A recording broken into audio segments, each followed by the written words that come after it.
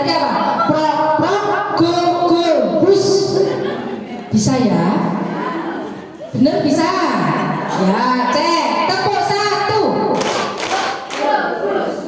Kok sih? Nek satu itu ya prok prok go saja, jangan ada busnya. Ayo ini berarti belum konsentrasi ya.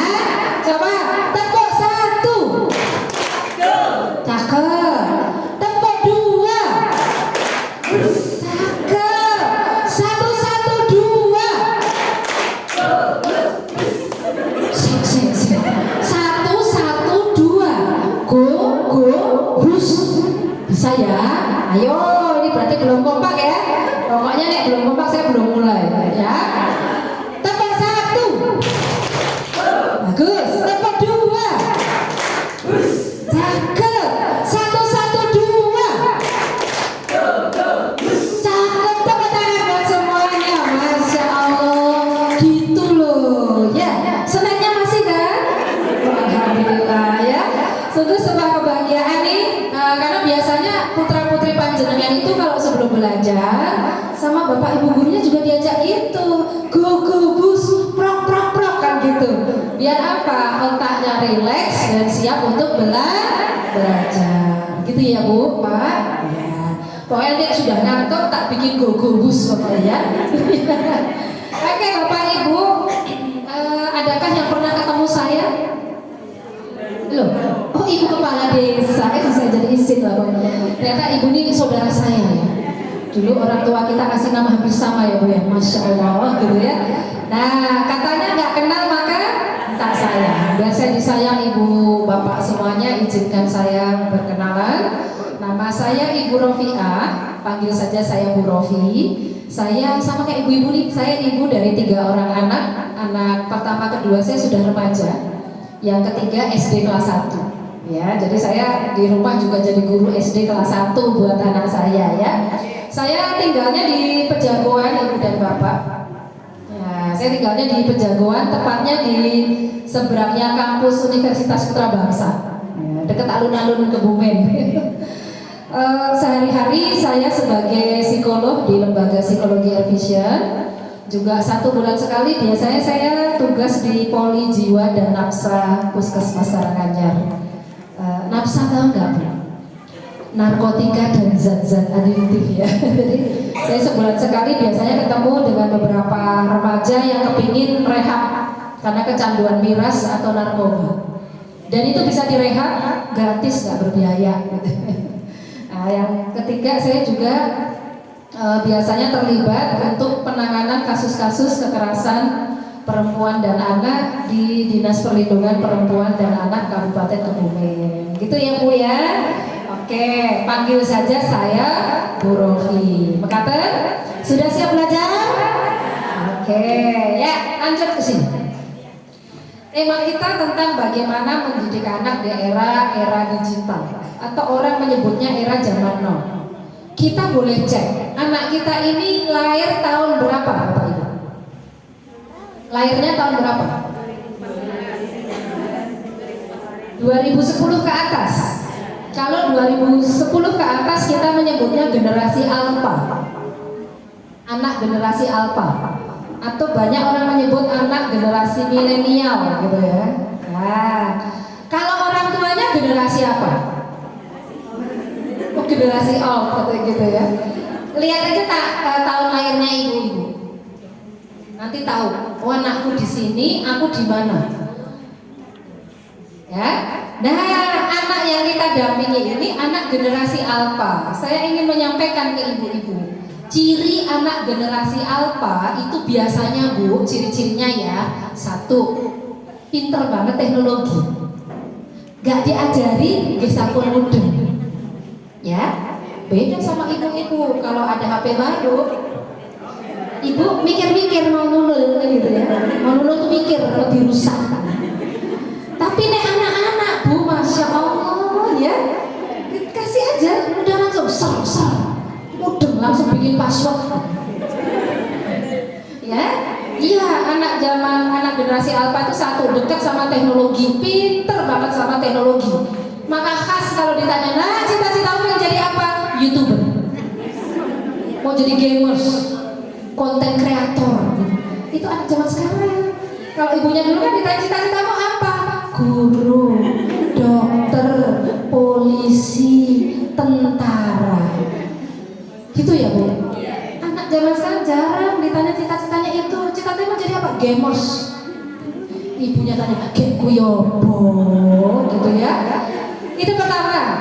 Yang kedua, anak generasi alpha itu ciri-cirinya biasanya saudara kandungnya sedikit. Coba cek anak zaman dulu. Kalau ditanya, berapa bersaudara Bu? 8, 9, gitu ya Pak ya. Kalau anak zaman sekarang, kamu berapa bersaudara? 2, mentok-mentok 3. Itu pun jarak antar saudara kandungnya jauh. Kakaknya udah SMA, adiknya TK. Nek dolanan boten nyambung. Gitu kan? Nah, akhirnya apa? Bagi si kakak adik ganggu. Bagi si adik, kakak nggak mau dolanan sama aku. Akhirnya ibu, ya, antar kakak adik jaraknya jauh. Bapak ibunya sibuk bekerja. Mau main ke tetangga, nggak ada temennya. Maka banyak anak zaman era alpha ini yang sering merasa kesepian di rumah mereka sendiri. Kalau udah kesepian, larinya kemana? Jadi pinter kabel. Ada yang ke TV, ada yang ke handphone. Maka maksud saya, kita nggak bisa loh langsung nyalain anak kita. Anakku loh, yakin tulan HP, baik. Lalu dia kesepian, bingung mau ngapain kan gitu ya. Ini anak generasi alpha, ya ini yang memang dekat dengan teknologi. Tapi Bu, kita ini yang oleh Allah dititipin anak generasi alpha, kita itu punya amanah dari Allah untuk menjadikan anak-anak itu nanti menjadi anak-anak generasi emas di tahun 2045. Yang kita nggak tahu di tahun itu kita masih hidup apa enggak. Bu, Ibu tahu matinya kapan? Nggak tahu. Itu kan wilayahnya Allah, kita nggak tahu. Cuma kalau pakai hitung-hitungan manusia, kita sama anak kita duluan mati siapa? Hitungan manusia barangkali kita. Tapi ternyata mati tidak selalu yang usianya lebih tua. Tapi tugas kita ya menyiapkan anak ini nanti tuh mandiri saat kita sudah nggak ada lagi di dunia, kan gitu. Kita harus menyiapkan anak-anak ini menjadi anak generasi emas. Generasi emas itu yang seperti apa sih Bu Rofi? Emas, E-nya energi. Anak generasi emas, E harus energi, harus sehat. Maka nggak boleh anak zaman sekarang kalau sekolah itu nggak sarapan. Ibu anaknya kalau sekolah sarapan nggak? Alhamdulillah. Ibunya tiap hari masak? Cakep, gitu ya. Hari ini masak apa? Bu Rofi lo ngabsen, gitu ya. Pastikan masak, dan masakan yang dimasak orang tua di rumah pasti masakan yang sehat dan higienis. Karena ibu kalau masak pasti bersih, kan gitu kan? Maka pastikan anak lebih sering makan masakan orang tuanya dibandingkan jajan. Maka nggak boleh anak itu jajan dulu baru makan. Kalau dibalik, makan dulu baru jajan. Kenapa? Karena kalau jajan dulu baru makan, ibu mau masak seenak apapun nggak akan dimakan sama anak. Ya, maka banyak anak akhirnya sering sakit. Kenapa? Nggak makan sehat. Bukan orang tuanya nggak bisa nyediain makan sehat, tapi cara kita salah. Paham sampai sini ya? E energi, M multi talenta.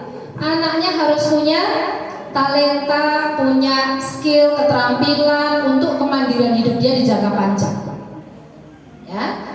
A, anaknya harus aktif pada yang positif, dan S-nya adalah spiritual. Ingat, S-nya spiritual tidak boleh dihilangkan.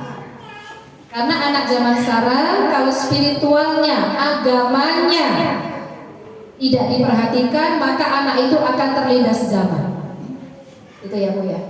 Maka ibu-ibu ini gak boleh bosen ngingetin anaknya, nah ayo sholat, nah ngaji. Karena itu basic ya, udah jadi basic dasar. Banyak orang pinter kalau nggak punya dasar agama yang baik, dia nggak akan sukses dimanapun dia hidup nantinya. Berumah tangga nggak akan sukses, bekerja nggak akan sukses kan gitu. Ya, maka buat anak kita selain pinter, dia juga menjalankan agamanya dengan baik. Oke, itu generasi emas. Apa emas Ibu? Energi, pinter semuanya. Ya, ini tugas kita. Hanya saja Ibu, sekarang tuh kita nggak mudah mewujudkan anak-anak generasi emas tuh nggak mudah karena tantangan zaman. Karena kita hidup di era digital yang ternyata nggak mudah dampingi anak-anak di zaman sekarang. Coba kita lihat, Ibu, kalau Lebaran pada makan kue, iya, ini kuenya Ibu dulu, ya dulu. Kalau lagi ngumpul, ngeteh bareng, makan kue bareng, ya. Sekarang kita lihat, ngumpul, ada snacknya, ada minumannya, tapi mereka ngapain? Dulu dan sekarang. Maka kalau ada yang mengatakan bahwa gadget itu mendekatkan yang jauh dan menjauhkan yang dekat, betul atau tidak?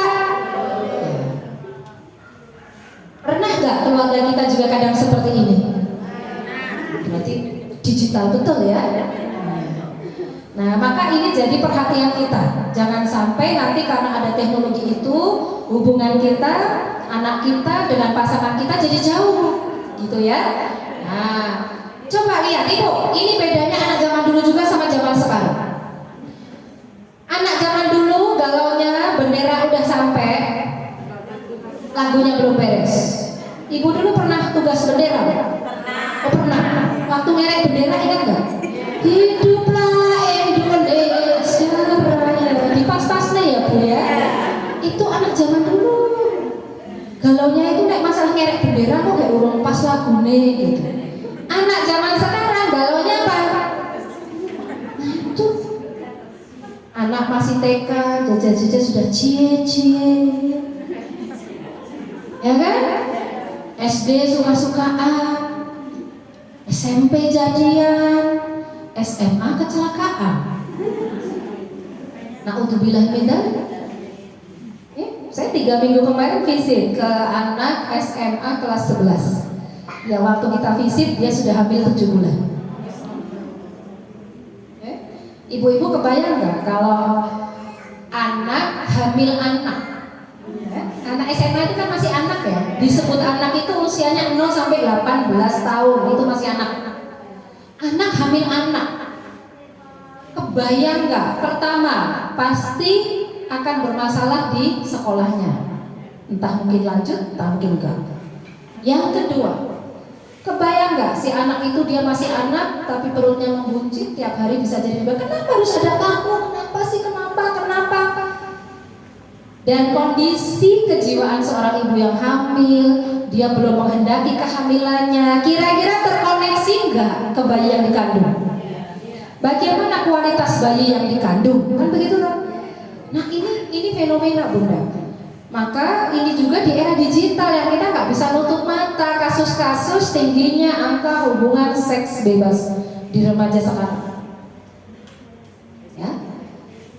Jadi ini terjadi nggak cuma anak SMA ya Bu. Saya 3 minggu sebelumnya juga mendampingi satu kasus anak kelas 6 SD perempuan yang dia juga jadi korban pelecehan seksual yang pelakunya anak Pak D-nya. Jadi pamannya ya, itu pamannya. Jadi pelaku kekerasan seksual pada anak itu ya biasanya orang-orang terdekat di sekitar anak tersebut. Misalkan korbannya orang kewarisan, nggak mungkin pelakunya orang gombong, kan nggak tahu kebiasaan anak kita, ya. Nah akhirnya banyak muncul kasus, mungkin ibu dan bapak juga sering mersani di berita-berita kriminal, entah mungkin lewat handphonenya. Nggak sedikit kasus-kasus aborsi, betul nggak Bu? Oh ada kasus bayi dibuang di gardus, di Dan ini masuk kategori pembunuhan pada anak, kan bisa dipidana. Ya, ada undang-undang perlindungan anak yang bisa dijeratkan. Nah, maka inilah kenapa kita perlu mewaspadai kalau anak-anak itu sudah haid. Coba cek, anak sekarang haid kelas berapa, Bu? Kelas 6. Dulu ibunya kelas berapa? SMP. Beda gizi sih ya, Bu. Anak kita setiap hari makannya telur ayam gitu ya, Bu. Ibu dulu makan telur seminggu berapa kali? Oh, sebulan sekali. Sebulan sekali itu kan pas dapat among-among Ibu Robi. Among-among yang telurnya itu satu dibagi-bagi, baginya aja pakai benang biar tipis. Itu aja udah seneng gitu ya, Bu. Coba anak sekarang, Bu, tiap kali makan tanya ke mamanya, lauknya apa? Ayam lagi. Kan anak zaman sekarang ya. Tiap hari makan enak, ayam telur, stimulasi banyak, maka maaf, tubuhnya cepat matang secara seksual, tapi tanggung jawab pemikirannya nol. Kasus pasien saya kemarin terbaru kelas 2 SD sudah haid. Ya, ibunya nangis-nangis di depan saya. Bu, anak saya belum diisi, Bu, sekarang sudah haid. Kalau dari kamar mandi aja cuma pakai anduk dikembeni melayu duk. Sekarang sudah haid. Maka saya bilang, ya ibu harus segera mengajarkan anak ini konsekuensi ketika dia sudah haid, berarti sel telurnya sudah matang. Maka sel telur kalau sudah matang ketemu sama sperma, kalau dia nggak bisa menjaga pergaulannya dengan lawan jenis, maka anak itu bisa hidup. Itu yang harus diajarkan ke anak-anak, bagaimana menjaga pergaulan dengan lawan jenisnya. Apalagi kalau dia sudah matang sel telurnya, kan gitu. Kok sel telurnya anak-anak cepat matang toh, Bu? Lah ini kok gizinya ada. Yang kedua, stimulasi rangsangannya banyak lewat gadget kan. Sinetron isinya cinta-cintaan, TikTok sama aja gitu tuh, Bu. Iya, jadi anak kita ini yang menstimulan membuat dia cepat matang banyak sekali. Maka orang tua harus menyadari hal ini, ya. Oke, belum lagi kasus yang begini, Bu. Anak siapa ini? Bukan anak SD kewarisan.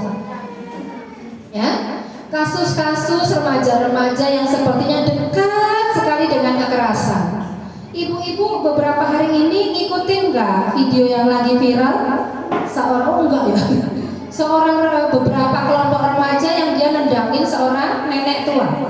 Ngikutin? Oh, ngikutin, berarti anak milenial ya. Iya. Itu videonya sampai saya ulang lagi ya, Bu ya. Saya hanya ingin memastikan ketika si pelaku itu menendang si nenek itu, ekspresi mukanya gimana? Happy loh.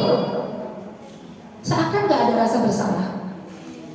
Mereka bahagia. Saya pikir anak-anak yang nendang si nenek ini, mereka punya ibu nggak? Punya nenek nggak? Kalau takut mungkin ibunya masih muda, punya nenek nggak? Terus di mana sih nuraninya? Di mana kasih sayangnya? Seakan-akan anak sekarang itu dekat dengan kekerasan. Belum lagi berita pagi tadi, karena saya itu kalau sarapan, Bu, biasanya sarapannya itu kalau anak-anak udah kelar berangkat sekolah, saya baru sarapan sambil menikmati berita. Kenapa? Karena harus update berita untuk disampaikan ke ibu-ibu kayak gitu ya. Nah, berita yang terbaru kemarin itu anak SD kelas 5 yang dia sampai koma, meredam nyawa karena dipukuli oleh sekelompok teman-temannya. Kasus perundungan, bullying, kekerasan terjadi. SD loh, mukulin temannya sampai hampir koma di rumah sakit. Nah, ini kan satu hal yang kita bertanya-tanya, anak zaman dulu kan sopan-sopan tuh, Bu. Sopan-sopan. Saya pagi tadi itu kegiatannya di SMP di Kebumen, Bu. Ada ibu-ibu yang tanya, Bu, anak saya kalau main HP, saya minta untuk berhenti, anak itu melotot ke saya. Katanya di SMP kelas 9 laki-laki. Maka saya katakan, ibu harus mengajarkan ke anaknya bahwa yang namanya dipelototin anaknya, diomongin kasar sama anaknya, hati orang tua sakit. Bahkan kalau dalam agama kita kita berkata ah saja ke orang tua bisa menjadikan seorang anak masuk ke nerakanya Allah gitu. Apalagi gini orang tuanya nyuruh dengan baik, Mas belajar, HP-nya dimatikan. Orang tuanya juga. Lah ibunya kan udah begitu itu nggak berdaya, ya wis lah. Ini bahaya kalau sudah begini Bu, ya. Maka saya cerita begini, ini fenomena di sekitar kita, nggak jauh-jauh gitu ya. Biar kita juga bisa mencegah agar itu nggak terjadi pada anak keturunan kita, begitu ya. PR kita terlalu banyak, belum lagi kasus-kasus kekerasan pada remaja ya. Ibu-ibu tahu ini kasus apa enggak? Ini ada anak-anak, saya tutup aja ya. Kasus self-harm itu perilaku menyakiti tubuhnya sendiri yang biasanya dilakukan oleh remaja, lebih banyak remaja perempuan yang punya tipikal pendiam dan tertutup. Ya, jadi self-harm itu biasanya remaja perempuan suka kadang nyiletin pergelangan tangan atau kalau enggak kaki bagian dalam gitu ya. Kok bisa muncul begitu? Karena apa sih Bu? Anak-anak mengalami buntu bahasa. Kalau punya masalah nggak bisa cerita ke orang tua, maka masalah itu akan terpendam pada titik tertentu akan sampai puncaknya sehingga ada dorongan yang sangat kuat untuk menyakiti dirinya. Jadi menampakkan masalah yang tidak tampak lewat luka di fisik. Dan tidak sedikit orang tua yang anaknya udah ngode ada luka di tubuhnya aja orang tuanya berdekatan. Boro-boro tanya, Luna kamu kenapa tangannya? Enggak. Sampai saya tanya kamu seperti ini orang tuamu tahu nggak? Karena sekarang beberapa remaja perempuan itu kesadaran tentang kesehatan jiwanya kan tinggi Bu. Beberapa itu konsul ke saya itu tanpa memberitahu orang tuanya. Saya sampai tanya, ini kamu luka-luka begini? Kamu lukain pakai apa? Dia jawab pakai jarum pentul. Karena kan dia berjilbab ya, pakai jarum pentul. Saya tanya, ini ibu kamu tahu nggak? Enggak. Ya, maka ibu dan bapak, disinilah kita perlu hadir ya. Kita perlu hadir dan pilih anak-anak kita ini yang memang informasi-informasi seputar itu gampang sekali didapatkan anak kita dari genggaman tangannya, betul kan Bu? 78% penduduk Indonesia itu pengguna internet. 78%, berarti lebih banyak yang pakai internet atau yang tidak? Lebih banyak yang pakai. Ya, sekarang ke sawah aja bawa handphone. Di sela-sela itu saya update status lagi tandur, lagi mantun, nah gitu kan Bu? Ya karena sekarang eranya teknologi boleh, tapi kita perlu sadar ya bahwa ini juga ancaman kalau kita nggak perhatikan dengan baik. Dan dari sekian banyak pengguna internet yang paling banyak diakses itu YouTube. Setelah YouTube itu WhatsApp, setelah itu Instagram, diikuti Facebook. Dan saya yakin ibu-ibu sama bapak sudah nggak asing kan dengan itu. YouTube, saya yakin tiap hari tuh ibu-ibu badangannya YouTube. YouTube apa Yuna? Oh YouTube.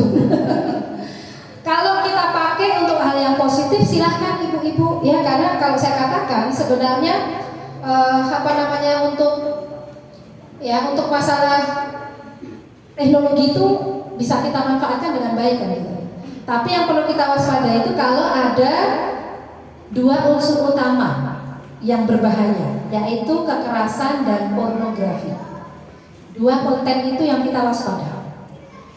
Jadi kalau ibu lagi masak ya, dengerin ceramah Ustadz lewat YouTube gitu ya, dengerin sholawat Jibril, dengerin tilawah Quran, bagus Bu, daripada ibunya galau-galau ya, daripada galau masak galau gitu, mending dengerin YouTube, cari konten yang positif, bikin semangat, itu bagus.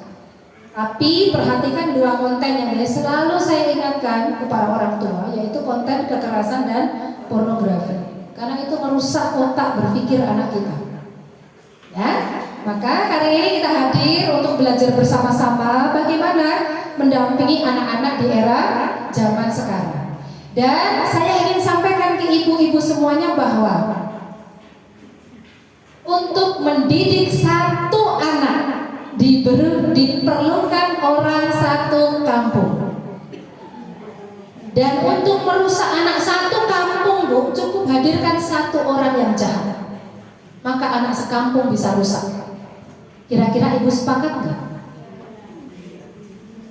Kalau ibu pengen anak sewarisan ini rusak, datangin aja tuh satu bandar narkoba atau satu bandar miras, itu anak sekampung rusak semua, Bu. Tapi untuk didik satu anak, Bunda, itu diperlukan orang satu kampung. Maka nggak bisa kita didik anak kita satu aja, anak kita misalkan ya Bu ya, kita cuma kerja sama-sama suami kita toh, nggak bisa. Kita ya harus kerja sama-sama guru-guru anak kita di sekolah, perlu kerja sama-sama tetangga kita. Maka ibu-ibu tolong juga ciptakan lingkungannya lingkungan yang aman. Rajin PKK boten. Oh, alhamdulillah. Ini ada ketuanya loh ya. Karena kalau di PKK kadang juga ada edukasi, semuanya saling memiliki anak-anak ini, kan semuanya akan melindungi, Bu. Ya? Karena ada yang wah sama anak tetangganya aja nggak kenal, ya anak sopo tuh jajan. Padahal anak tetangganya kan gitu ya. Nah, maka ini jangan sampai. Maka untuk didik anak kita, Bunda, kita perlu bekerja sama satu sama lain. Ya. Dan ibu-ibu siap untuk bekerja sama? Insya Allah. Termasuk bekerja sama bunda-bunda guru, ibu guru, bapak guru di sekolah ya. Oke. Nah, maka kita memang diajarkan oleh agama kita, didik anakmu sesuai zamannya. Zaman kita dulu memang nggak ada handphone, zaman sekarang memang eranya teknologi. Anak kita nggak ngikutin teknologi ya ketinggalan zaman, Bu. Tapi kalau ngikutin teknologi tanpa bimbingan kita, anak kita bisa kebablasan, gitu ya. Nah, maka disinilah kita perlu hadir untuk dampingi anak-anak kita. Kenapa perlu Bu Rofi? Anak itu butuh ditunjukkan nilai moral, arah yang benar. Tapi untuk bisa ngajarin itu, kita harus dekat dulu sama anak kita. Ya, kita harus dekat dulu, kita bisa memberikan support untuk anak-anak kita, gitu ya. Nah, Bapak Ibu masih dekat sama anaknya? Masih ya? Nah, pertanyaan saya, kalau dekat sama anaknya, saat ibu ngasuh anaknya, biasanya irama jantungnya kayak apa? Kalau lagi sama anaknya? Coba ibu pegang jantungnya semuanya, pegang jantung. Jantung itu di mana letaknya? Ayo pegang jantungnya semuanya. Tangan kanan pegang jantung, jantung itu letaknya di dada kiri. Ayo dipegang semuanya, dipegang, rasakan. Masih ada detaknya?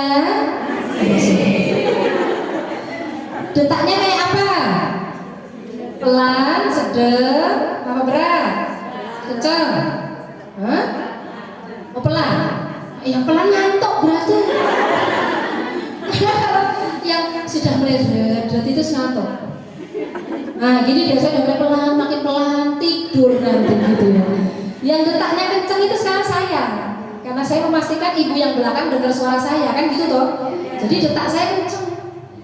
Pertanyaan saya, kita kalau ngasuh anak kita, detak jantung kita kayak apa?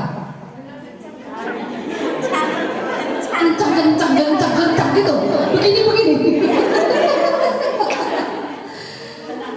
Ini yang harus kalau saya katakan Bu Rofi, kita tuh kalau mendidik anak kita itu detektornya itu apa? Jantung kita, udah jantung kita.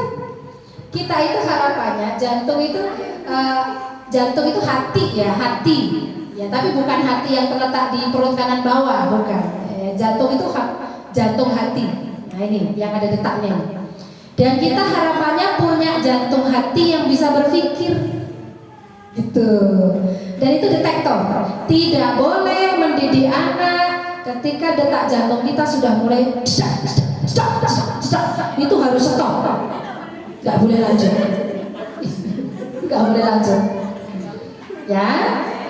Iya, karena kalau anak sering diasuh sama ibu yang ibunya sering jedok, itu anaknya juga jedok. Sama temennya jedok gitu, Bu. Ya. Coba ibu dari sekian anggota tubuh kita, organ tubuh kita yang tidak pernah berhenti bekerja itu apa? Jantung. Ibu tidur itu jantungnya masih kerja nggak? Masih loh. Karena kalau jantung berhenti, bablas ya Pak Sanjay gitu. Nah maka Bu, ini jantung itu kerja keras ya. Udah pernah bilang makasih belum sama jantungnya? Belum. Yuk bilang bareng-bareng, tangan kanannya pegang jantungnya. Boleh dipegang, mau ditepuk, mau dielus boleh ya. Ikutin apa yang saya ucapkan ya Bu. Ya bareng-bareng ya. Jantungku, makasih ya. Udah berdetak sampai saat ini, memberikan kehidupan pada diriku. Jantungku, maafin aku ya. Kadang tidak merawatmu dengan baik, sering membuatmu berdetak kenceng banget saat aku ngasuh anak-anakku. Mulai hari ini aku akan belajar merawatmu dengan lebih baik. Makasih jantungku. Ya, cakep. Itu jantungnya langsung respon loh Bu. Makasih balik. Selama ini dia kerja keras. Iya Bu. Iya. Coba kalau ibu nyuruh anaknya, detak jantungnya kayak apa? Detektornya sebenarnya itu aja Bu. Detektornya itu. Kalau sudah mulai begini, please stop dulu. Ya, diem dulu katanya gitu. Ya. Nah ini kenapa harus begitu sih Bu? Karena ini perintah Allah. Dalam Quran surat Al-Isra ayat 34, kita diingatkan oleh Allah bahwa anak adalah amanah, kelak harus kita pertanggungjawabkan kepada Allah. Dan dalam menjaga amanah Allah itu tentu harus sebaik mungkin kan gitu.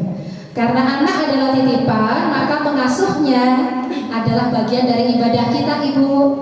Jadi sejak kita jadi orang tua, ibadahnya kita tidak cuma sholat, puasa, tapi kita ngasuh anak kita, ibadah betul? Ibadah. Termasuk yang disampaikan Bu Lurah tadi loh. Oh anaknya mau minta sesuatu kita ingetin.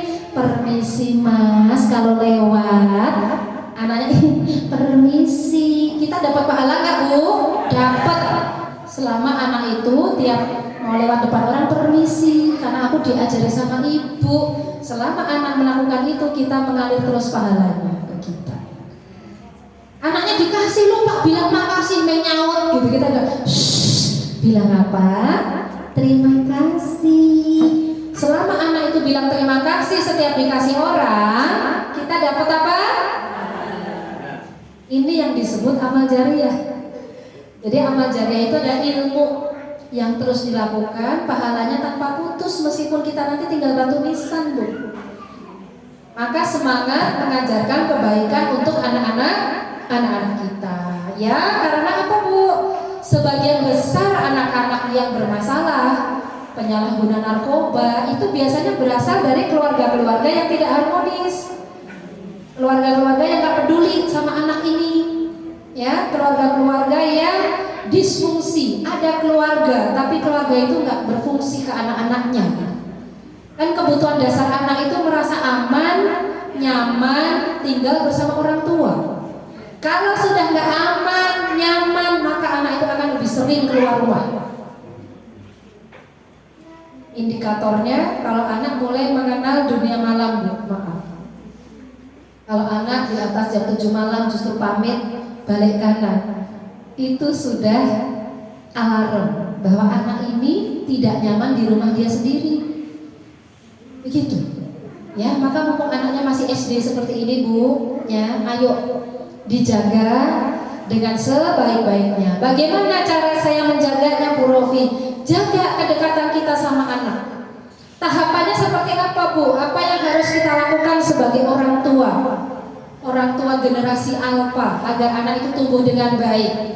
Paling enggak, kalau saya boleh berpesan ke ibu dan bapak, yang harus kita lakukan, pertama, kokohkan relasi kita bersama pasangan kita. Karena anak tinggal bersama ibu dan bapaknya, maka ibu dan bapaknya relasinya harus kokoh. Ya, harus rukun. Siapa yang selama menikah tidak pernah berantem sama pasangannya, tunjuk tangan. Enggak ada ya, enggak ada. normal kabeh. Karena kalau sampai ada yang ngacung itu mah aneh. Ya. Karena setiap kita memang akan diuji, dan ujian rumah tangga zaman now itu juga gak gampang Bu. Kita lihat di sini. Ini ujian-ujian perkawinan kontemporer era zaman sekarang. Yang dulu-dulu gak ada Bu, sekarang banyak. Apa? Ada yang rumah tangga diuji dengan masalah perselingkuhan. Hah? Ada juga yang diuji dengan masalah ekonomi keluarga. Ada yang diuji dengan masalah narkoba. Suaminya malas, nggak mau kerja, suaminya nggak mau sholat atau sebaliknya. KDRT, ada juga adiksi pornografi, kan gitu ya. KDRT apa Bu? Kekerasan dalam rumah tangga. Ingat KDRT, ingat siapa? Masih ngikutin? Oh masih. Wis rasa jurus. Ayo fokus ke rumah tangganya masing-masing. Iya, sekarang saya tanya, pelaku KDRT apakah selalu laki-laki? Oh, pinter kabeh ya. Kalau kekerasan berdasarkan gender, kekerasan laki-laki biasanya kekerasan fisik. Memukul, menampar, menendang, itu laki-laki. Tapi kalau kekerasan yang dilakukan oleh gender perempuan itu bukan kekerasan fisik, tapi verbal, lisan. Ya, pegang lisannya sendiri-sendiri.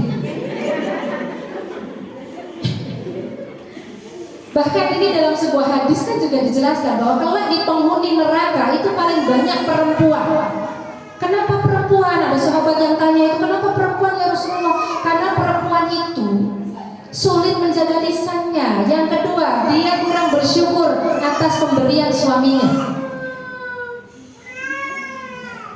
Maka dari sini kita jadi paham ya Bunda, ternyata kita pun bisa melakukan kekerasan ke pasangan kita.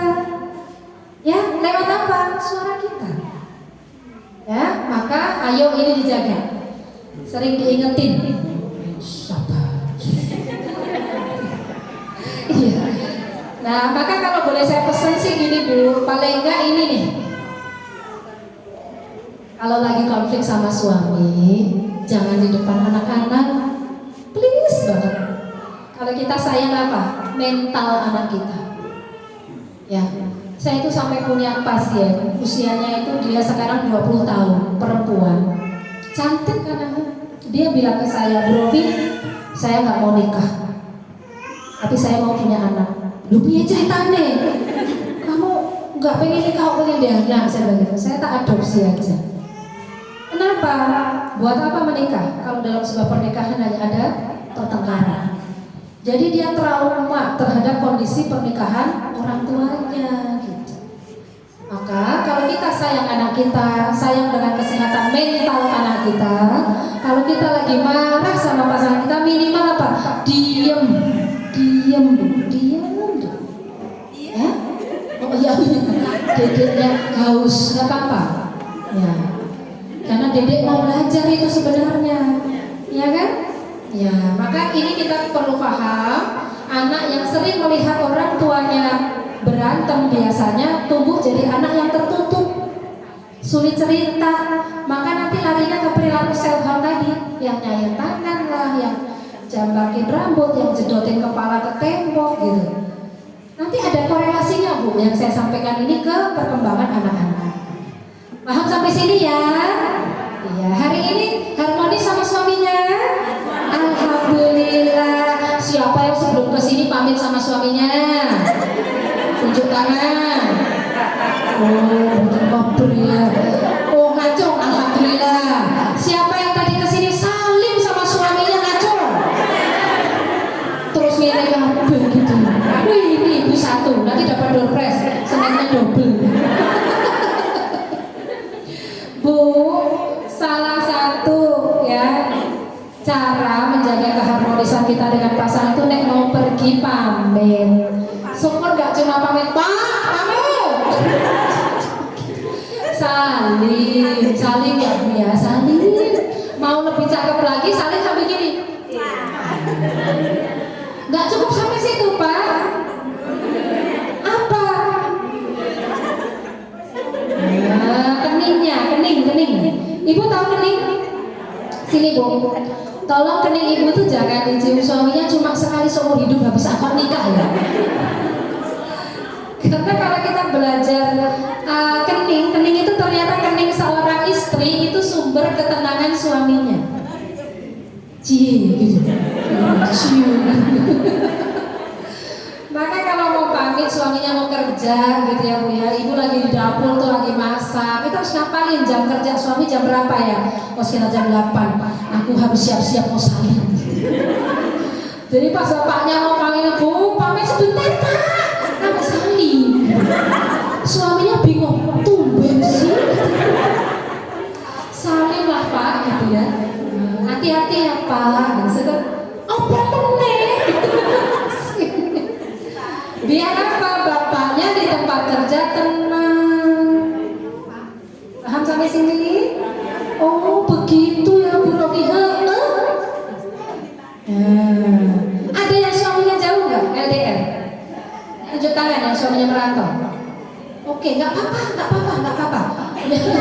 Kalau yang suaminya jauh ada video call kan? Salimnya lewat HP. Maksud saya jauh secara fisik juga jangan jauh secara emosi dan hati, harus tetap dekat terhubung. Siap ibu? Itu nomor 1. Kalau pengen mengubah anak dimulai dengan kita sama suami kita harus harmonis. Ada masalah cepat cari jalan keluarnya. Karena berumah tangga adalah ibadah. Maka kalau ada masalah dalam keluarga, kita membenahinya, di situ terhitung pahala kebaikan untuk kita, gitu ya. Oke, itu pertama. Nah, yang kedua, ciptakan rumah kita menjadi laksana surga untuk anak-anak bertumbuh. Kata Pak Ustadz tuh baiti jannati. Baiti jannati itu rumah laksana surga itu bukan rumah yang harus mewah. Bukan rumah yang perabotannya tua gitu, bukan. Mungkin rumahnya kecil sepetak masih kontrak lagi. Tapi rumah laksana surga itu satu ya, keluarganya hangat.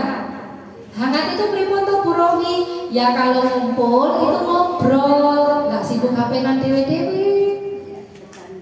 Gitu ya, ngobrol, bercanda. Anak-anak masih bisa bercanda sama ibunya? Alhamdulillah. Masih bisa ketawa bareng sama anaknya Bu?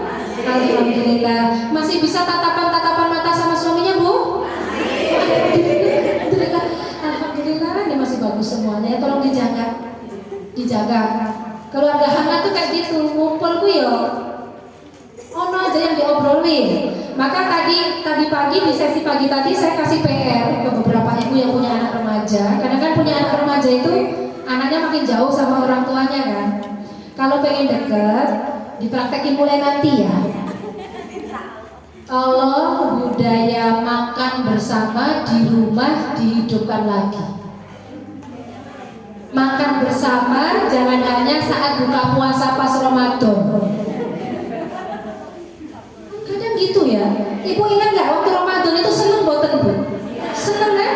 Kalau menjelang bedok maghrib yang ibu lakukan apa? Nyiapin kolak, mendoan, sayur bening, apalagi macam-macam ya Bu. Nanti tolong praktek di rumah. Disesuaikan kondisi rumah tangganya masing-masing. Biasanya makan malamnya sebelum maghrib atau pada maghrib, soalnya kan kadang beda-beda. Dan tolong itu ibu siap-siapin. Mau lesehan di bawah gelar tikar, mangga. Mau duduk di kursi di meja, silahkan. Jadi nanti sore dicepak-cepake, kalau sudah melumpuk, anaknya dipanggili. Makan. Anaknya pada bingung, anak apa sih Bu? Gak apa-apa. Itu tugas mau pas parenting. Tugasnya apa? Makan bersama Bu. Ini sederhana ya Bu, tapi kalau ini nggak dilakuin, kedekatan kita sama anak-anak itu makin renggang. Ya, karena saat makan bersama itu, otak anak-anak itu rileks. Jadi kita bisa ngobrol. Masakannya nggak harus mewah-mewah Bu. Mungkin hanya sayur asem, ikan asin, sambal. Enak banget tuh ya. Wah itu mah istimewa di lidah kita katanya. Sederhana kan, nggak harus ke rumah makan ngeluarin duit banyak, nggak usah. Di rumah kita sendiri gelar, tata-tata. Anaknya diajak, yang sudah punya anak udah gede, kelas 6, SMP, ini dek dibantu ibunya, noto-noto, piring-piringnya dicepake. Ada apa sih bu? Wes pokoknya ditata dan lakuin. Saat makan bisa sambil ngobrol, gimana Nduk di sekolah Nduk? Senin ujian ya. Senin besok anak ujian? Ya. Kita bisa sambil ngomongin tuh, Senin ujian gimana persiapannya nak? Sambil makan itu rileks, dia cenderung akan bicara. Jangan sampai anak makan ambil nasi, anak pertama masuk kamar maneh, anak kedua keluar kamar ambil nasi masuk kamar lagi. Ada nggak yang begitu? Ada. Semuanya di kamar, mau makan, nyemek gitu ya. Semuanya di kamar. Ayo ini difungsikan. Keluarga fungsional adalah keluarga yang melakukan aktivitas kebersamaan. Salah satunya makan. Gampang kan bu? Gampang. Nanti nyampe rumah bapaknya dijawil. Ayo pak, itu tugas apa? Pokoknya sehari minimal pisan kudu makan bareng. Ya sehari minimal sekali. Nggak apa-apa, maksudnya tidak harus sehari 3 kali makan bareng terus. Kan sehari makan 3 kali ya bu. Ini nggak harus 3-3-nya makan bareng. Pilih aja satu dulu nggak apa-apa. Karena mungkin kan siang ada anak yang mungkin bapaknya di tempat kerja, ibunya di mana, anaknya di mana gitu. Dari 3 kali makan, 1 kali makan aja saya tugaskan. Ya. Dan tolong dilakukannya nggak cuma hari Senin sama Kamis. Setiap hari. Setiap hari makan bareng minimal sehari sekali. Kalau bisa 2-3 kali, alhamdulillah lebih baik. Ya, jadi nggak yang berat-berat dulu deh makan bareng. Karena saat makan nggak mungkin kita itu cemberut. Ada nggak orang makan sambil merengut? Rata-rata kalau makan itu ketawa, rileks. Dan anak-anak itu kangen melihat senyuman ibunya. Ayo jujur, kita kalau sama anak kita muka penuh senyuman atau sebaliknya? Muka rileks apa muka tegang kalau sama anaknya? Kalau anak itu boleh jujur, mereka itu bilang aku kangen wajah ibu yang penuh senyuman. Karena ibunya kalau datang, sinau, ayo. Oke, serius. Ini anak kalau belajar gede. Ada anak yang begitu. Yakin ilmunya nggak akan masuk jangka panjang. Ini karena pasti besok mau ujian, sekarang saya ingetin. Anak itu bisa berpikir kalau otaknya rileks. Kenapa ibu tadi sebelum saya masuk materi ibu saya kasih tepok-tepok hus-hus barang itu biar apa? Rileks. Maka kalau dampingin anak belajar pastikan kita rileks. Ayo kalau dampingin belajar mukanya kayak apa? 5 menit pertama cakep ya Pak ya. Ayo dek belajar kan mau ujian, mau pas gitu. Yuk belajar ya, baca doa dulu Mbak. Bismillahirrahmanirrahim. Rabbi zidni ilma warzuqni fama. Amin. Pinter anaknya ibu. Yuk belajar yuk. Anaknya baru kelas 1. Nulisnya masih kualek-kualek. Nulis Budi, nulisnya Dubi. Ibunya sudah mulai salah. Salah. Dia jalan lagi, salah mana? Bu, 5 menit pertama cakep, 5 menit berikutnya muka ibu kayak apa? Oh ya Allah, ini detaknya udah kenceng banget kan? Itu senyum udah hilang dan anaknya kelap-kelip doang. Kalau sudah begini Bu, maka kenapa ada fenomena anak trauma belajar? Maka saya tanya, siapa yang membuat anak itu trauma belajar? Bisa jadi kita, bisa jadi. Saya katakan, karena nggak semua kok. Kalau wali-wali sini insya Allah keren-keren. Ya. Ada anak itu, cirinya apa Bu kalau anak itu trauma belajar? Tiap kali mendengar kata belajar, Mbak, ayo sinau. Apa menaikiku ya? Dia sudah nggak bahagia belajar. Tolong kita harus segera merubah cara kita dampingi belajar.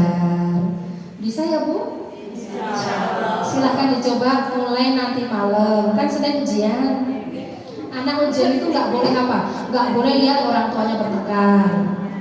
Yang kedua, buat apa? Anak itu bahagia. Jangan tertekan dengan belajar. Tetap belajar sebagaimana biasa, Bu, tapi nggak usah tegang-tegang. Coba saya cek ibu-ibu yang anaknya kelas 5, kelas 6, ibu masih sanggup ngikutin pelajarannya anak kelas 5, 6 boten? Tidak berdaya otak kita ya, terus boten nyampe ya Bu Novi gitu. Tapi kita tetap masih bisa mendampingi belajar. Tidak harus ngikutin, tidak harus ngajarin materinya. Terus bentuk kita mendampingi belajar anak gimana Bu Novi? Pertama, hadirlah. Kalau anak belajar, kan kalau masih kelas 1 memang masih dibimbing ya Bu. Kelas 1, 2, 3 tuh insya Allah kita masih bisa penjumlahan, pengurangan, itu masih lumayan ya. Kelas 4 ke atas itu biasanya orang tua sudah mulai opo. Ya, iya. Maka bentuk dukung anak belajar nggak harus ngajarin materinya, kita buatan nyanda Bu. Terus gimana Bu Rofi? Ya tadi anak belajar hadirlah di sekitar anak. Semangat ya Dok ya. Terus duduklah di sekitar anak. Tapi kalau duduk di sekitar anak, kitanya jangan HP-an. Anaknya sih mau mempeng, ibunya mempeng juga kan. Ini anaknya bilang apa? Aku ya disuruh belajar, ibunya HP-an baik kan gitu ya. Itu anak jadi nggak suka. Maka kita duduk aja di sekitar anak. Mungkin kita mau baca buku atau kita mau baca Al-Quran, silahkan, Masya Allah gitu kan. Anak senang merasa didukung. Syukur-syukur anak yang lagi belajar dibuatin minuman spesial. Ya, saya tanya ke bapak. Bapaknya satu doang sih ya. Ya, bapak pernah buatin minum buat anaknya nggak Pak? Saya tanya ke ibu-ibu. Kalau buatin minum anaknya, yang buatin ibunya itu biasa ya. Kalau yang buatin bapaknya luar biasa. Nanti boleh dibilang ke bapaknya anak-anak ya Bu. Pak, nek anaknya lagi sinau, bapak bikinin minum sana Gi. Iya, jadi bapaknya, Dok, diminum ya, biar sehat belajarnya, nanti ujiannya lancar ya. Anak itu merasa apa? Ya Allah, bapakku, gitu ya. Itu anak semangat Bu. Ya, ini kisah pribadi saya sih sebenarnya. Gitu. Bapak saya itu orang yang tidak berpendidikan tinggi. Bapak saya sudah almarhum ya, sudah sentil. Dia hanya lulusan SMP, bapak saya. Tapi bapak saya punya cita-cita keempat anaknya harus sukses semua secara pendidikan. Yang dilakukan bapak saya salah satunya kalau lagi ujian kayak gitu, di sepertiga malam terakhir biasanya kita dibangunin Bu. Jadi sebelum subuh itu anak-anak itu bangun Dok, sinau Dok, lagi ujian. Begitu kita disuruh sholat tahajud meskipun cuma 2 rakaat, bapak saya itu bikin susu atau teh hangat atau susu gitu. Nanti saya ditaruh di meja belajar saya. Dikatakan Dok, diminum dan sehat, ujiannya lancar. Dari situ saya merasa apa? Saya didukung oleh bapak saya. Karena saya dipercaya, saya nggak akan mengecewakan bapak saya dan saya akan buktikan saya bisa membuat bangga kedua orang tua saya. Dan itu pun bisa bapak ibu lakukan ke anak-anak bapak ibu. Kalau anaknya lagi ujian, buat dukungan kita ya kan tadi, kasih minum. Bahkan kalau bikin minum, ibu-ibu pesan saya jangan cuma blek kasihkan anaknya, jangan. Itu ada teorinya tuh. Ini udah diteliti sama profesor dari Jepang bahwa air itu yang kalau diberikan kata-kata positif ternyata molekul air itu berubah menjadi lebih baik. Ya. Nah maka ini juga yang dipakai Pak Kiai. Pak Kiai itu kalau datang itu kan kasih air putih, kasih Al-Fatihah gitu ya. Itu nggak harus jauh-jauh ke Pak Kiai, ibunya aja. Pas bikinin teh atau susu anaknya, pas ngadu itu setiap adukan ada doanya Bu. Semoga dengan minuman ini anakku sehat, semoga dengan minuman ini anakku dimudahkan dalam belajar ya Allah. Semoga dengan itu doa yang banyak. Mau pakai bahasa apa Allah tahu. Ya kan? Kalau sudah kasih Diminumkan ke anak Nduk, diminum ya Nduk, biar kamu semangat belajarnya. Diminum anak glek, kira-kira masuk menjadikan anak kita lebih sehat dan lebih pintar nggak? Iya. Ya. Maka gampang tidak? Gampang. Siap praktek? Insyaallah. Kalau Ramane bisa diajak kerjasama, alhamdulillah. Kalau enggak ibunya dulu enggak apa-apa. Termasuk ibu-ibu kalau bikin minum Ramane, tolong juga ada doanya ya. Semoga sehat, semoga hanya aku satu-satunya peregang. Modusnya begitu ya. Ini dong. Semoga suamiku jadi suami yang setia. Oh, diminum Pak. Ini pelet istri. Just kidding ya Bu ya. Tapi itu benar bisa dilakukan ke keluarga. Termasuk ibu-ibu kalau mususin beras, tahu mususin beras ya? Kalau mususin beras itu jangan ngobrol juga ya Bu ya. Itu loh. Semoga dengan nasi ini nanti anakku bisa sehat, dilembutkan hati anakku ya Allah. Kalau Pak Ustadz itu nambahin dikasih sholawat. Allahumma sholli ala sayyidina Muhammad wa ala sayyidina Muhammad. Semoga dengan nasi ini nanti anakku dilembutkan hatinya, menjadi anak yang tumbuh menjadi anak yang punya akhlak yang baik, gitu kan?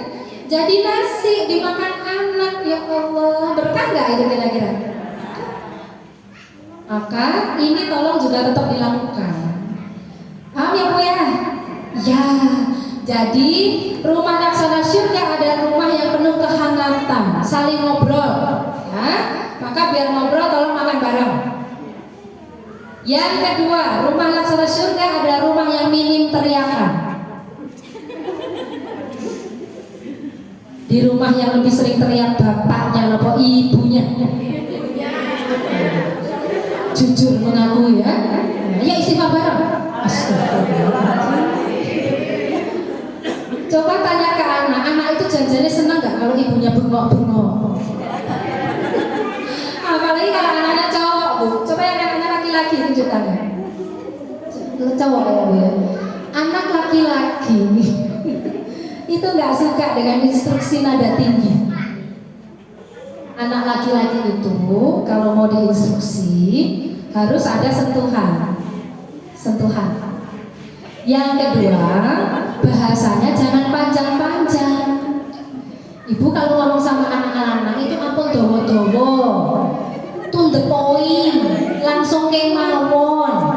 Ibu mau nyuruh anak sholat, datengin anak, pegang, Mas, sholat. Anaknya jawab, iya. Sambil ngomong, soalnya anaknya tumben ya, ibumu kok beda. Biasanya kalau bengok-bengok gitu ya. Karena ibu sudah tahu kalau anak laki-laki yang kali sentuhan kita gak mungkin nyentuh kalau jarak kita jauh. Maka mendekat, pegang anak Mas, mandi, udah sore. Itu anak cenderung gitu. Bisa? Nanti pokoknya praktek loh, ini udah tak kasih PR banyak ini ya. Kalau anaknya perempuan gimana Bu Rofi? Anak perempuan itu fokusnya nanti pokoknya asal mata sama muka dilihat aja. Jika anak perempuan itu mau cerita, Bu aku mau cerita deh gitu. Ibu lagi pegang apa itu tolong ditaruh. Gimana Duk? Mau cerita apa sih? Itu anak-anak siapa? Ya Allah, ibuku, aku berharga banget ya buat ibu gitu. Karena perempuan kan memang senang dilihat sama ditata. Ya kan? Jujur, ini ibu perempuan Kak. Senang gak kalau dilihat? Maka kenapa ibu paling senang selfie? Karena perempuan senang dilihat. Itu udah fitrahnya perempuan begitu Bu. Maka yang sering selfie lebih banyak ibu-ibu daripada bapak-bapak. Bapak-bapak itu jarang selfie. Kalau mau foto bareng itu karena dipaksa istrinya. Ayo Pak, kita mau foto keluarga. Karena laki-laki gak terlalu senang dilihat gitu. Kalau ada laki-laki suka selfie itu biasanya tingkat feminitas dia tinggi. Laki-laki tapi agak mulai gitu.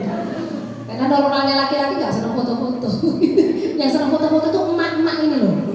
Makanya masak, mateng, gak langsung disajikan. Dia apa Bu? Terus update status Bu, menu makan siang hari ini.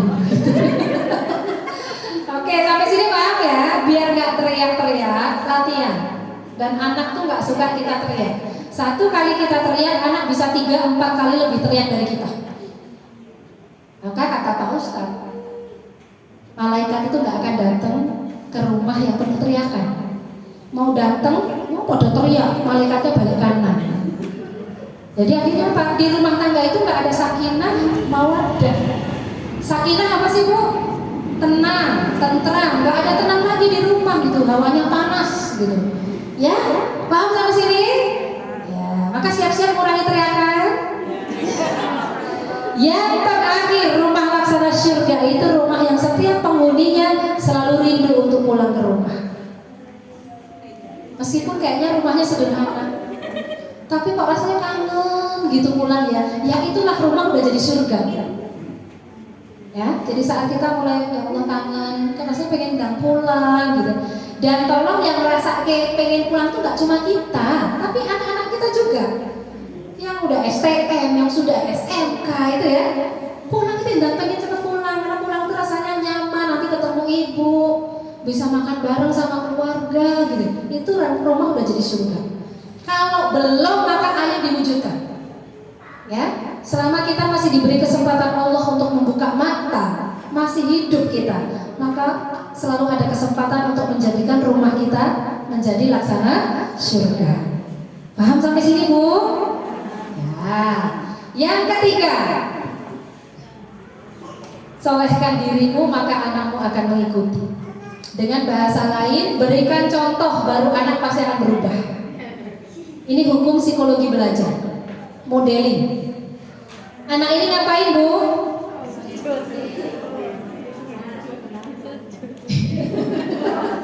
Bapaknya nyuruh anak ini sholat enggak? Enggak, bapaknya nyontoin aja, anaknya ikut gitu kan. Ini namanya keteladanan. Jadi kalau pengen anak berubah, mulailah dari orang tua dulu. Udah, itu udah prinsip. Pengen anak gak HP-nan, ya orang tuanya jangan sering HP-nan dong di depan anak. Pengen anak rajin ngaji, ya ayo, anaknya juga lihat ibunya waktu baca Quran di rumah. Pengen anaknya gak kasar, ya ibunya jangan kasar dulu dong. Pengen anaknya gak teriak-teriak, kitanya jangan teriak-teriak. Nanti insya Allah itu akan jadi kekuatan yang menular ke seluruh anggota keluarga. Gitu ya Bu ya? Ya, maka inilah keteladanan. Dan ayo adab-adab baik, akhlak-akhlak baik di rumah kita hidupkan lagi. Contoh, makan bersama. Anak kalau berangkat sekolah salim sama ibu bapaknya. Salim bonten ya anak mau sekolah. Alhamdulillah. Kalau salim bagaimana Bu? Ya, tangan kanan ya, tangan kanan. Tolong tangan kirinya ini ampun menang mawon Bu. Tangan kirinya ini juga dipakai untuk nerapi anak ya. Ya, apa yang kita pegang boleh di bagian ini kan otak berpikir nih. Ya, itu dipegang. Semoga ujiannya lancar ya Dok, Bunda doain ya, Le.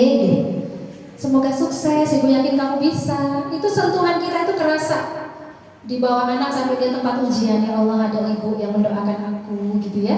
Itu rasanya tenang banget Bu bagi anak-anak. Sampai usia berapapun anak kita. Nah, misalkan Bu yang kecil-kecil masih salim, yang gede itu udah pamit aja Bu gitu. Mulai besok dikejar. Anaknya udah ambil kendaraan, udah mau pamit, misalkan yang SMK ya, pamit Bu. Apa Bu? Salim. Anaknya tumbenan Bu. Mulai sekarang Pak ini mau pamit salim dulu sama Ibu, nggak boleh enggak, salim dulu, ben selamat, salim.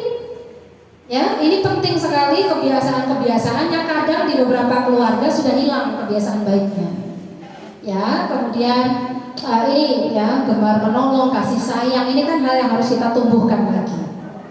Nah, yang terakhir kontrol media, penggunaan HP-nya harus diatur ya Bu ya. Ya paling enggak Bu, kalau anak-anak itu perhatikan pertama konten, yang kedua time, konten dan time. Konten itu paling enggak cek apa yang dilihat anak. Ya, maka untuk bisa cek jangan dibiasakan anak itu main handphone itu di kamar. Kalau memungkinkan main handphonenya di area kamar tengah, di ruang tengah, gitu ya, ruang keluarga. Jadi ibu sambil wirawiri kan bisa kadang ngecek anak main apa. Yang kedua waktu. Berapa lama Bu anak main handphone? Oke, setengah jam aja ya, cukup. Setengah jam suruh break, belajar, ngaji, olahraga, ya, main sama temennya gitu, ya. Oke, itu tentang kontrol media. Yang terakhir, bentengi anak dengan agama. Tadi ya, aspek spiritualnya nggak boleh dihilangkan. Ibu seneng nggak sih lihat anak udah remaja seperti ini? Seneng nggak Bu? Seneng kan? Remaja-remaja yang dekat dengan agama, berbudi pekerti yang baik, halus tutur katanya, hormat sama orang tuanya. Ya doa anak-anak ini yang nanti kita tunggu kalau kita udah dipanggil sama Allah kan Bu? Iya. Ibu punya anak lebih dari satu? Alhamdulillah. Iya. Cuma satu, nggak apa-apa buat dia soleh-solehah. Anak satu atau anak dua, tiga, anak nomor satunya lupa tuh doain. Anak nomor dua inget. Iya, kalau bisa anak lebih dari satu lebih baik. Ya, tapi kalau satu ya nggak apa-apa buat dia soleh-solehah. Karena doa dia kita harapkan gitu. Ya, sampai sini paham Bu? Soal ya, inilah doa-doa orang tua yang insya Allah akan dikabulkan oleh Allah. Ya, dari terakhir dari saya, ayo dijaga dengan baik karena anak adalah amanah dan titipan dari Allah Subhanahu wa taala. Terima kasih. Tepuk satu. Bagus. Tepuk dua. Oke, satu satu dua. Tepuk tangan buat semua. Asik, bisa kerja ibu-ibu kan? Ini belum bisa kerja ibu-ibu bus. Terima kasih, saya kembalikan ke MC. Silahkan mau ditutup atau mau masuk sesi tanya jawab, saya ikut aja ya. Assalamualaikum warahmatullahi wabarakatuh. Terima kasih kepada Bunda Rohah Akbar SPSI MPSI yang telah memberikan wawasan ilmu yang insya Allah bermanfaat bagi kita semua ya ibu-ibu ya. Untuk selanjutnya sebelum acara kita lanjutkan, mungkin ada sesi pertanyaan ya. Barangkali ibu dari ibu-ibu wali murid ada yang ingin menyampaikan, baik unek-unek pertanyaan atau permasalahan pribadi, mumpung ada ahlinya gitu ya. Monggo saya beri kesempatan.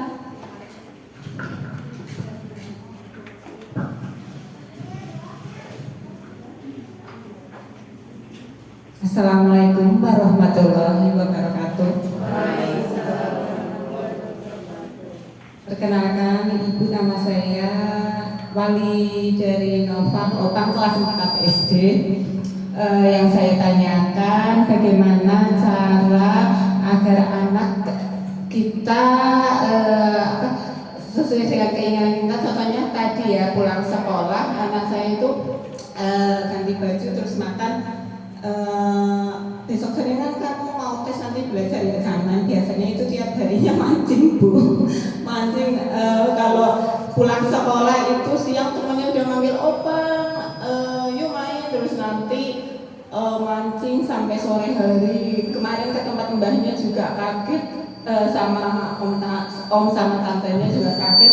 Sekarang kok anaknya jadi kurus kecil juga hitam sekali karena tiap hari pekerjaannya mancing. Suruh belajar itu susah banget sekarang menurun Bu. Saya kelas 4 SD ya. Kebetulan anak saya itu mau 4, luar biasa untuk pengawasan. Yang satu SMA, yang 2 kelas 4, ketiga TK, yang ini insya Allah dalam kandungan dia mau 4. Terus yang saya tanyakan, bagaimana caranya agar anak kita itu bermainnya itu berkurang deh. Kadang ingat anak misalkan nanti pulang ya kalau adzan duhur atau adzan asar, iya Bu, tapi kadang lupa Bu. Soalnya teman-temannya ya kalau udah mancing itu kadang lupa waktunya. Oke. Baik Bu, terima kasih. Ya, tepuk tangan dulu buat yang tanya. Ya. Satu lagi. Ayo ibu yang belakang boleh. Ya, silakan Bu, kasih mic-nya. Ya. Sebutin nama, wali kelas berapa Bu? Bismillahirrahmanirrahim. Assalamualaikum warahmatullahi wabarakatuh. Saya wali dari kelas 2 dan MTS ya. Yang saya tanyakan tapi yang remaja. bagaimana cara mendisiplinkan waktu untuk anak remaja yang selalu selalu di kamar. Apakah di kamar seperti itu, Bu? Biar dia perempuan, ya. Biar tidak marah, salah paham seperti itu. Karena saya terlalu cerewet dan karena ketakutan seorang ibu supaya anaknya ke depannya lebih baik seperti itu. Terima kasih. Wassalamualaikum warahmatullahi wabarakatuh. Waalaikumsalam warahmatullahi wabarakatuh. Terima kasih Bu. Masih ada satu lagi yang pojok sana atau depan sebelah sini. Ada yang mau tanya? Masih ada Ibu? Masih ada. Cukup. Ya udah dijawab dulu ya.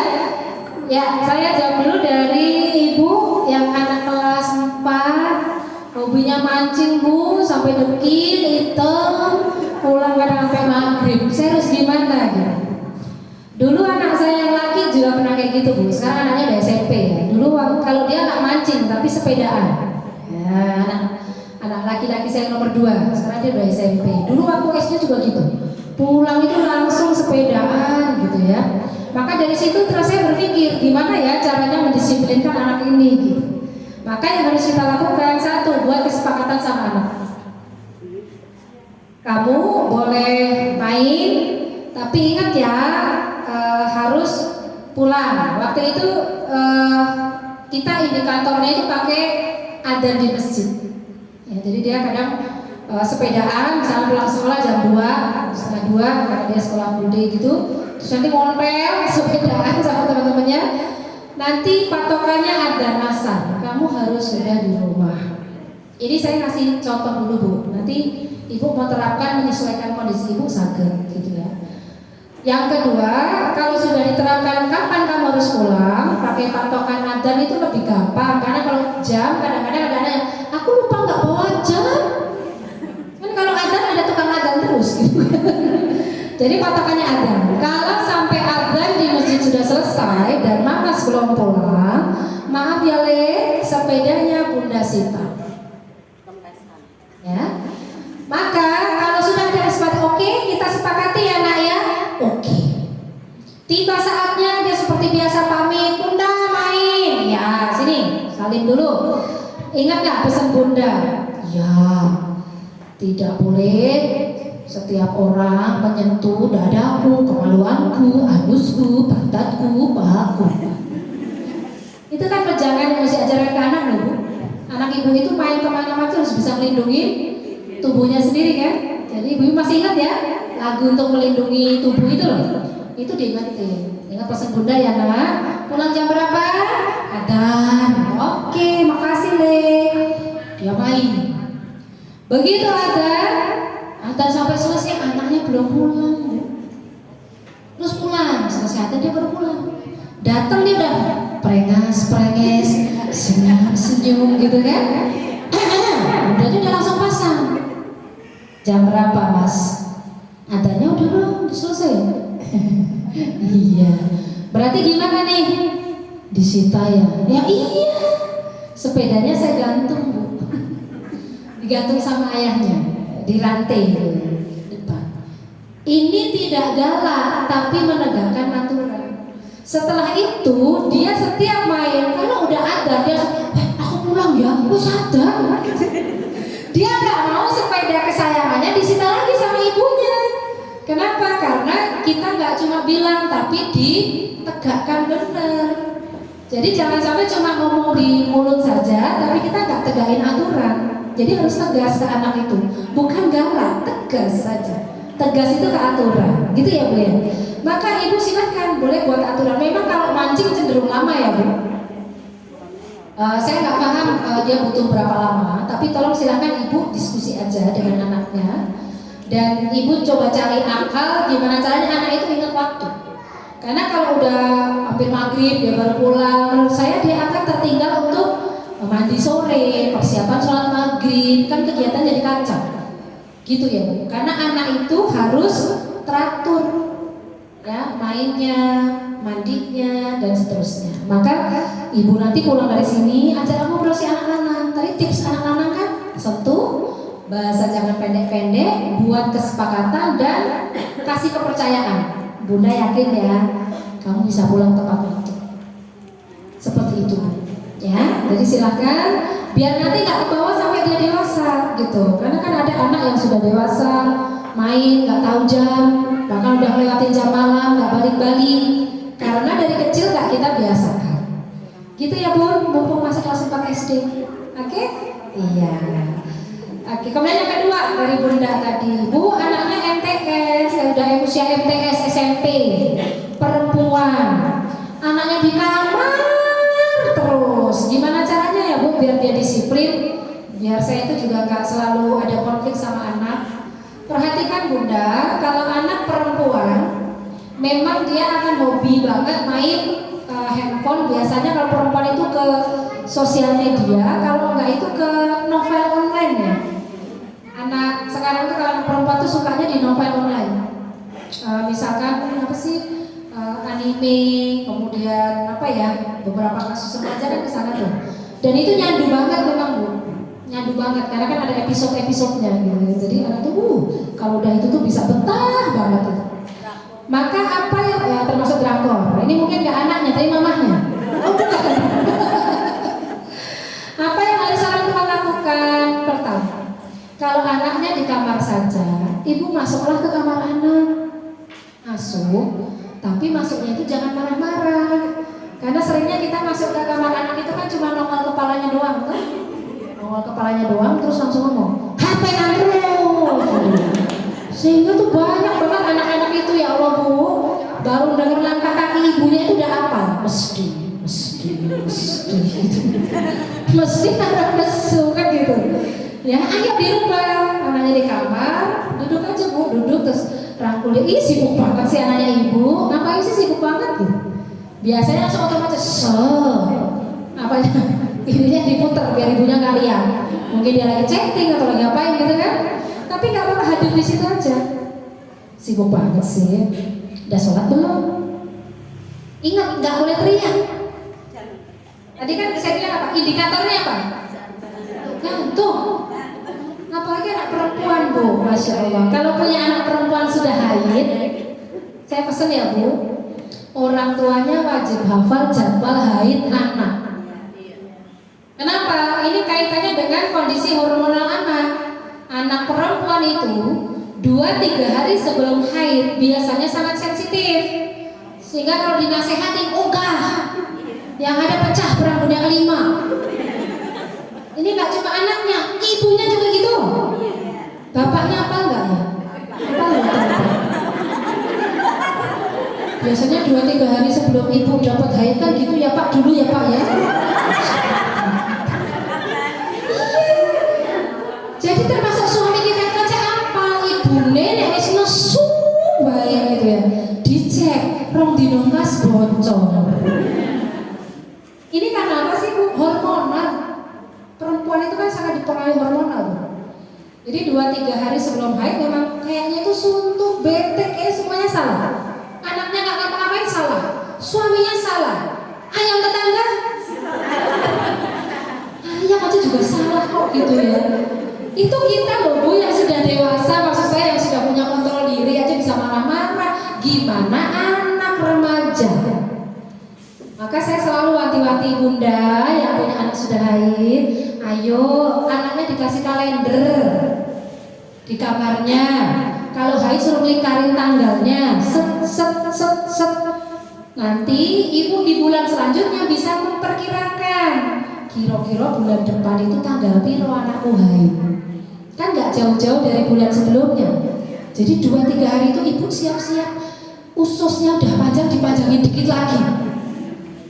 Maksud saya paham Bu? Lebih sabar ya Bu. Karena ke anak zaman sekarang itu kalau kita nggak sabar, anak kita itu lepas. Kayak layang-layang itu loh Bu. Iya, tahu layang-layang putus loh? Tapi bukan itu. Ya maksudnya layang-layang itu kalau udah putus sulit dikejar. Dan punya anak remaja itu kayak kita lagi ngendaliin layang-layang Bu. Kalau terlalu kenceng, anak kita lepas. Tapi kalau terlalu kita ulur, kebablasan dia nggak tahu kemana lagi dia, terlalu jauh. Maka ya lepas ulur, tarik ulur. benar tarik ulur. Ibu konsentrasi banget ya. Iya, tarik ulurnya harus benar. Gitu ya Bu. Maka Bunda yang punya anak usia SMP, Ibu senasib kok sama saya. Saya punya anak remaja 2 kan. Kebetulan anak remaja 2 saya itu yang satu di pondok pesantren, karena memang dia dari kelas 4 pinginnya di pesantren. Ya udah, tak dukung gitu. Tapi yang anak perempuan saya nggak mau di pesantren. Jadi akhirnya di rumah saya juga dampingi anak remaja perempuan. Dan memang lebih sulit. Saya katakan lebih sulit karena ada apa? Ada handphone. Kalau di pesantren anak-anak pegangannya bukan handphone, Al-Quran. Jadi kalau anak-anak saya pegangannya Al-Quran. Anak perempuan saya di rumah ya nggak jauh dari handphone. Dan saya katakan ini lebih sulit perjuangannya. Nah, maka saya punya cita anak yang ketiga nanti di pesantren aja. Yang nomor 1 karena dia nggak mau di pesantren ya nggak apa-apa, saya nggak maksa. Tapi sayanya harus ngupeni anak ini dengan baik karena ini amanahnya Allah. Maka caranya gimana Bu? Tadi apalin jadwal hayat. Yang kedua, kalau ibu pulang kerja, jangan fokus hanya sama yang kecil ya Bu.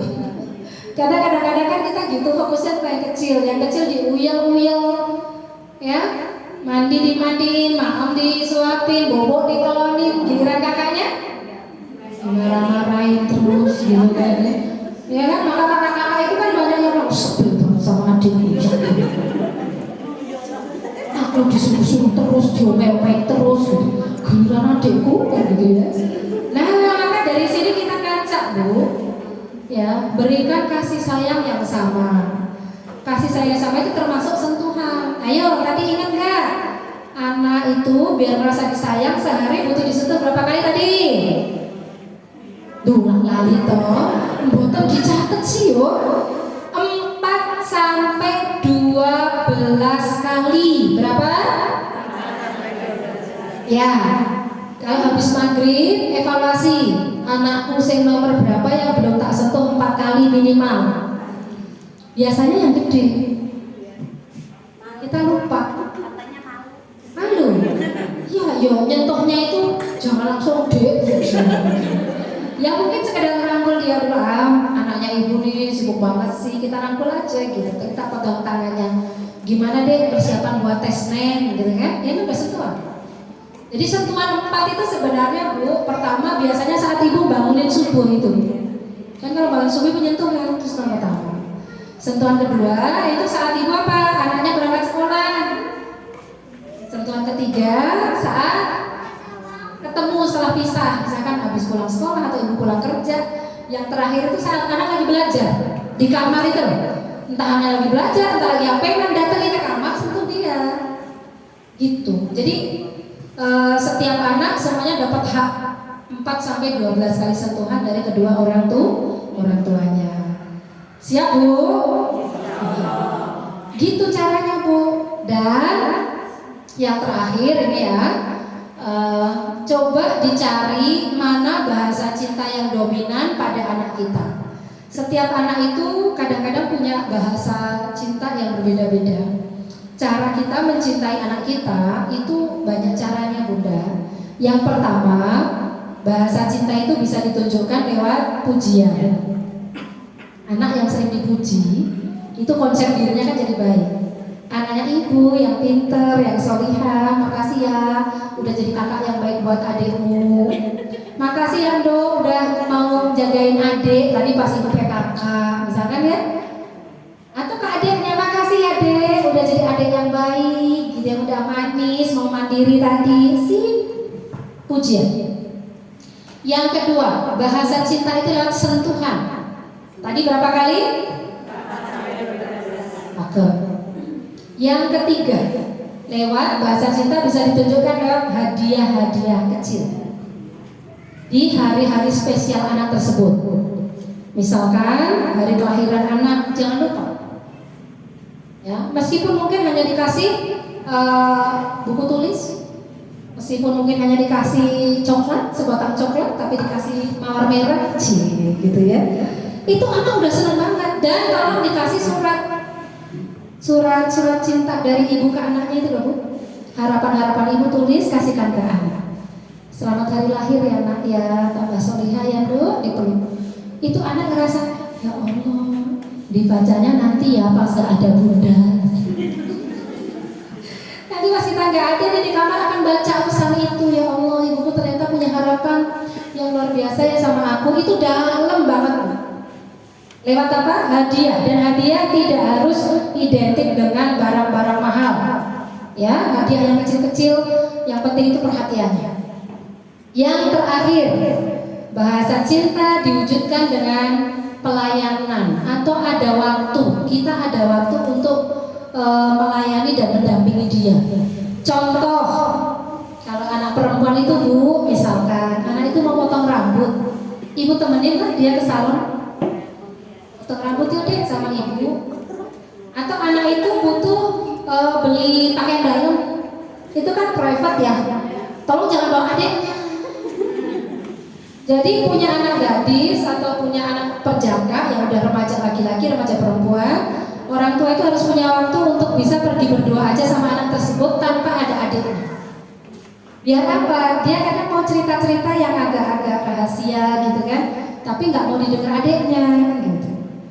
Ya, nah seperti itu Bu, silahkan dilakukan gitu ya, dan insya Allah anak akan lama-lama dekat sama kita. Dan jangan lupa tadi komunikasi sama anak perempuan kuncinya di apa tadi? Ayo ingat, anak perempuan kunci komunikasi kita harus fokus pada apa? Taker, mata sama muka. Kalau laki-laki? Pinter semua, berarti ini konsentrasi semua ya. Terima kasih. Ada lagi nggak yang mau nanya? Masih 10 menit? Oke, silakan Bu, kasih mic-nya.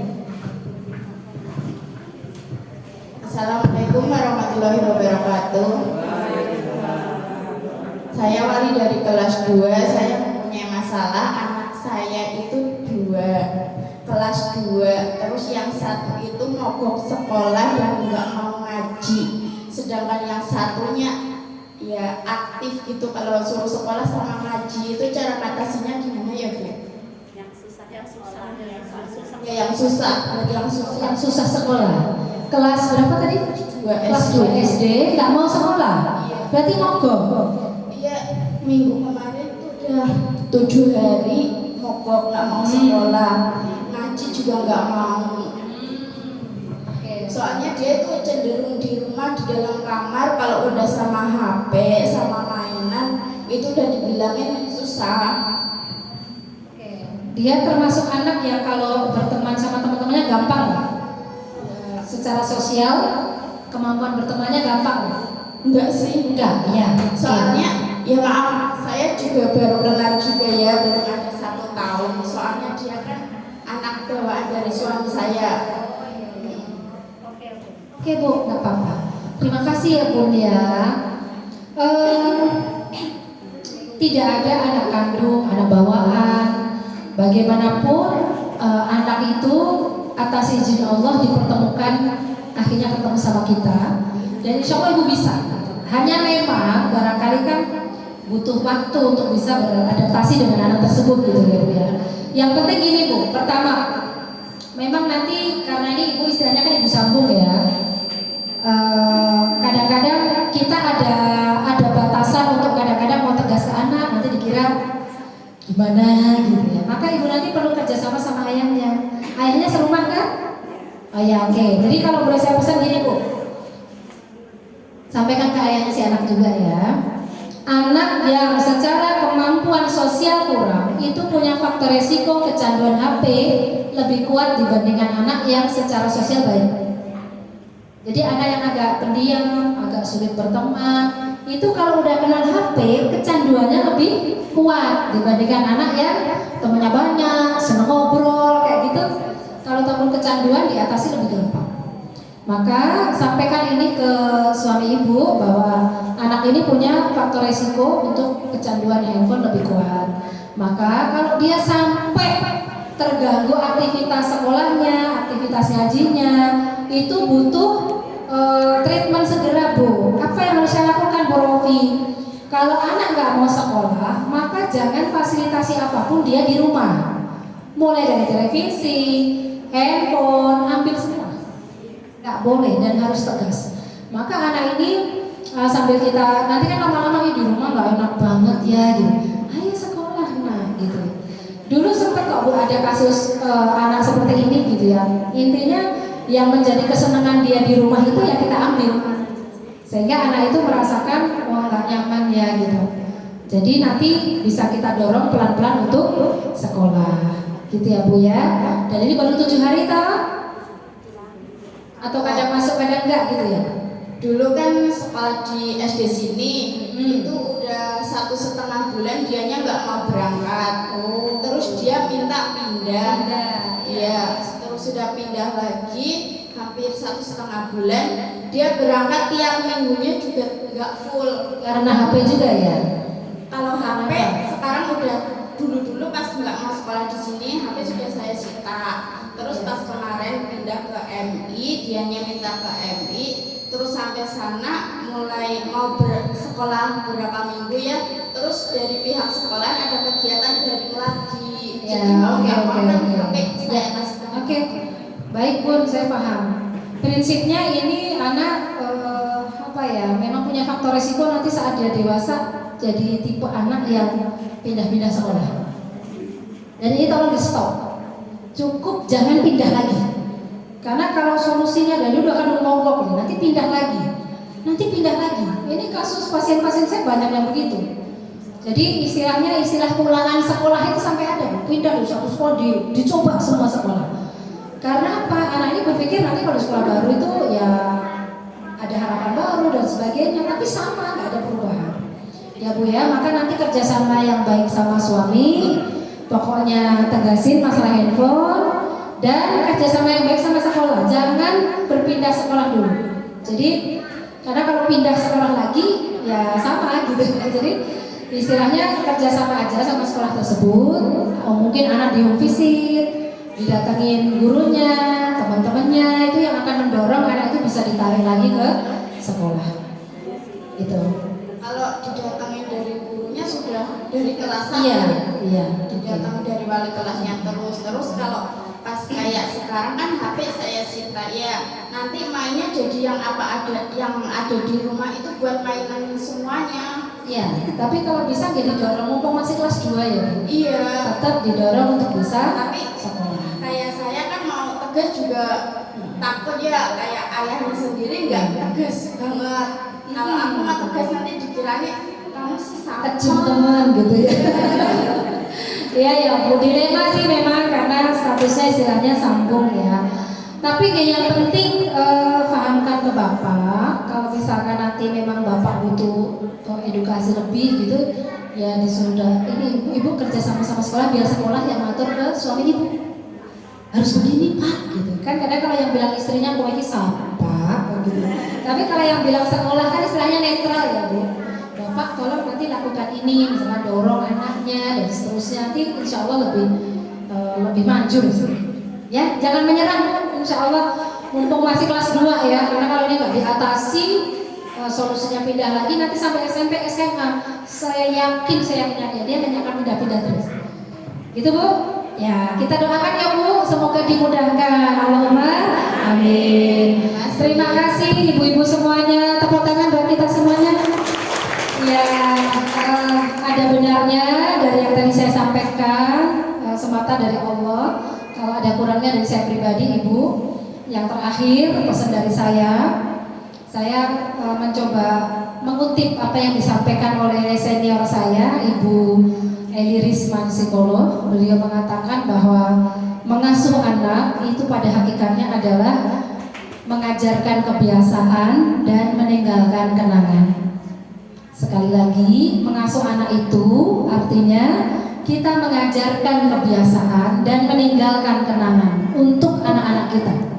Nah, maka pertanyaannya, kita ingin dikenang oleh anak kita sebagai orang tua seperti apa? Pertanyaannya kita jawab pada diri kita masing-masing. Dan kita tidak akan bisa merubah anak kita kalau kita belum mau berubah. Maka perubahan anak dimulai dari perubahan orang tua. Mari berproses bersama-sama jadi orang tua yang semakin bijaksana dalam mengasuh anak-anaknya. Terima kasih Ibu, semoga kita diberi kesempatan berkumpul bersama anak dan keluarga kita tidak hanya di dunia, tapi semoga kelak sampai surganya Allah Subhanahu wa taala. Terima kasih. Assalamualaikum warahmatullahi wabarakatuh.